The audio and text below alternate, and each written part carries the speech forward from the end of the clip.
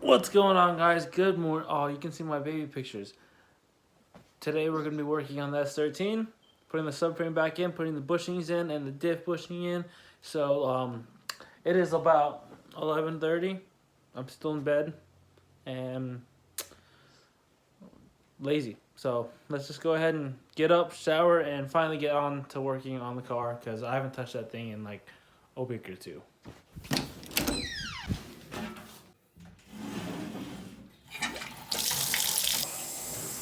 So we're going to be working on the S13. We're going to grab these blocks. This is our subframe bushings. Let's go ahead and take this out to the garage and get them on. So in the last video, you guys saw that we got the subframe out and banged out all the bushings. And I told you we had our GKTech reinforcements. So as you can see, we have the one for the diff plate here, the one for this arm on both sides. There's a plate here, a plate there, and a plate here. So that strengthens up to our subframe a bit. And now that we have all of that done, we can go ahead and knock our bushings in and get the subframe back in the car. Me being me, you guys know I'm always like, do it once, do it right, don't go back to it. That being said, normally if I'd be doing this, I'd be putting on all my control arms and everything at the same time. That way I don't have to touch the subframe again. But unfortunately, with all this COVID-19 stuff, coronavirus stuff, like I said, budget's a little tight, so we're working with what we got. So we're just gonna go ahead and put that on, put all the stock stuff back on, and at least that way, once we finally acquire all of our parts, that the arms and everything is all easy bolt-on stuff. So nothing that's gonna be too hard to manage. Because I do in fact have the S14 diff, as you guys saw in the last video, Jason had these extra bushings that we're gonna push in there, and we have solid diff bushings. So yeah. Completely forgot to fill them, but Caden and Kirk just stopped by, said what's up. So now we're just gonna go ahead and get back to banging in the subframe. So you guys already know, cut to the time lapse. What we do here is go back. One thing I do want to point out about these GKTech solid subframe bushings, I love how they have the little bevel in the end here. That way it can sit in the subframe and then you can just bang it in. With some bushings, they don't have this. It's just flat the whole way down, which is fine. But it does make it a little bit harder to get them in the subframe. So this should make life a little bit easier.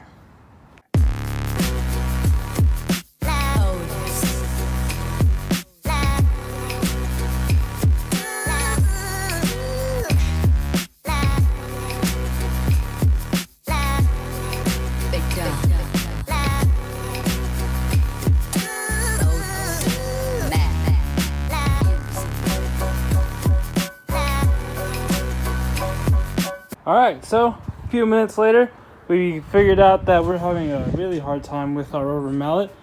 So the BFH did the job for us.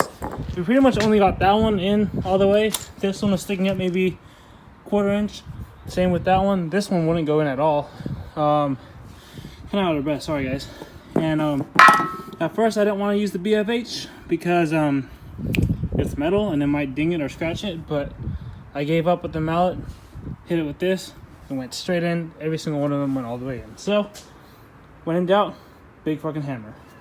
Pretty much same thing with the diff bushings. The original bushing's already out, so we're just gonna go ahead and hammer these in, one on each side, and then that'll be done.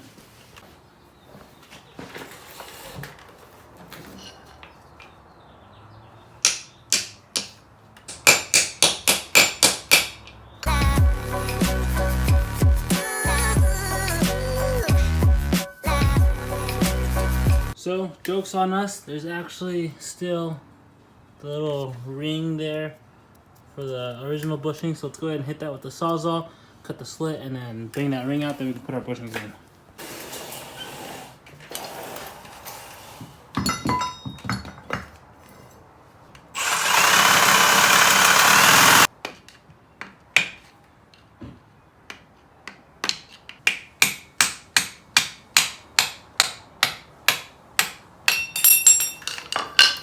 Boom. The bushings are out, or the race I should say. Now we should be able to push these in no problem.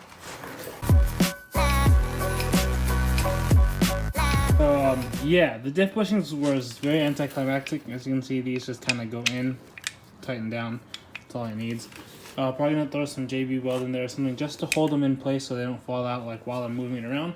But yeah, see, sometimes they fit loose and just right in there how they're supposed to be. Sometimes they end up like the diff bushings where they refuse to go in. I'm just gonna put the bare subframe in the car first, and then we'll work from there. That way, it's just a little bit lighter and easier to move around and get it up. So we kept all the bolts in its factory spot. So let's just undo the bolts. I put them back that way I wouldn't lose them. And with them undone, we should be able to just hold the subframe up and bolt it back on.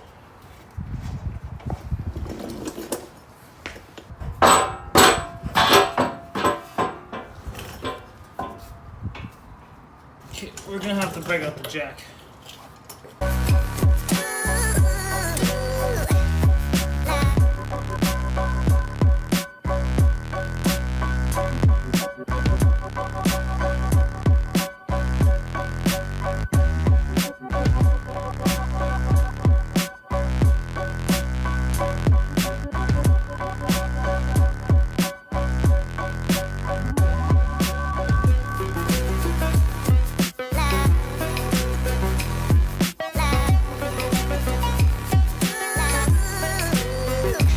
Everything's bolted on. It's not torqued to spec, but it's really tight.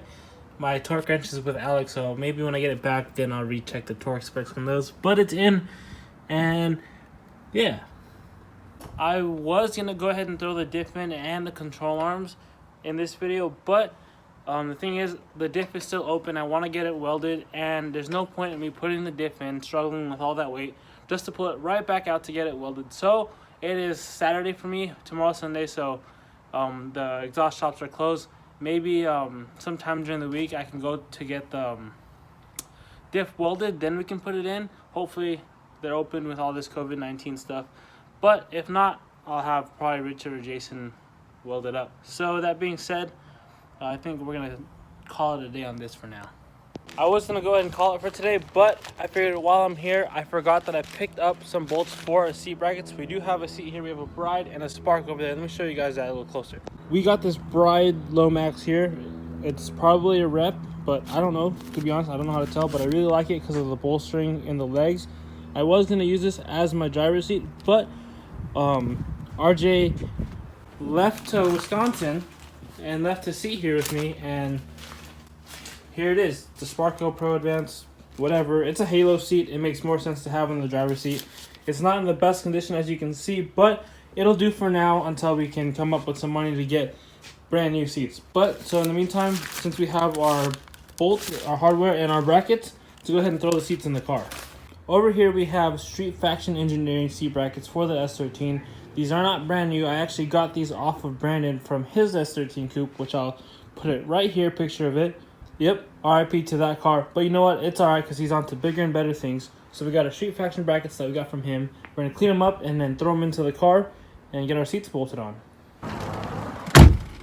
Alright guys, we had to stop by Ace Hardware to get a tap for our seat bolts because they were a little beat, for lack of a better word. So just going to chase them up, clean up the threads a little bit.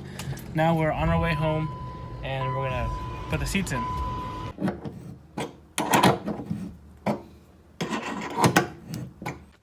Alright guys, as you can see, we're sitting in the seat of the S13. It fits pretty nice, doesn't touch the door panel, fits here.